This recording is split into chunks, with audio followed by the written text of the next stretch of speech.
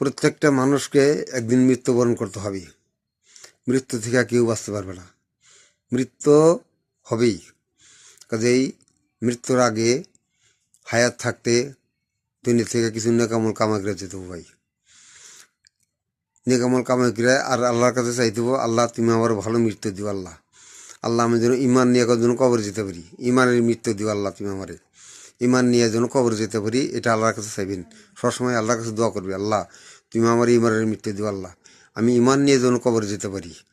ইমান নিয়ে যদি ইমান আখলাক চরিত্র, ইমান আখলাক চরিত্র এই কয়টা যদি ঠিক থাকে তাহলে সেই হলো সঠিক মানুষ। ইমান নিয়ে কবরে যেতে পারলে কবরের শান্তি, আখিরাতের শান্তি। কবরে আর আখিরাতের শান্তির সবচেয়ে বড় শান্তি, দুনিয়ার শান্তি কোনো শান্তি না। খালি কবর হলো খুব ইম্পর্টেন্ট জায়গা, খুব মারাত্মক জায়গা। কবরের শাস্তি বড় কঠিন শাস্তি।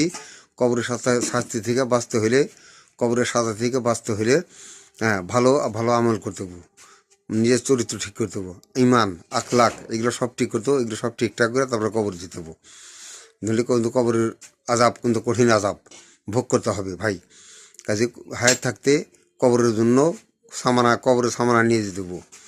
কবরের সামানা নিয়ে গেলেও কবরের শান্তি আছে, আর কবরের সামনা না নিয়ে গেলে, নেকামল না নিয়ে গেলে খুব কঠিন অবস্থা, শাস্তি ভোগ করতে হবে। কবরেও এবং আখিরাতেও শাস্তি ভোগ করতে হবে। কাজেই আমরা যেন আল্লাহ তুমি যেন সমস্ত মানুষের জন্য তুমি তৌফিক দান দাও।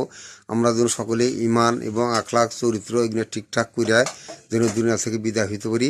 আল্লাহ তুমি তৌফিক দান করো ভাই। আমার কথাগুলো যদি ভালো লাগে তাহলে সাবস্ক্রাইব করে দিন ভিডিওটা।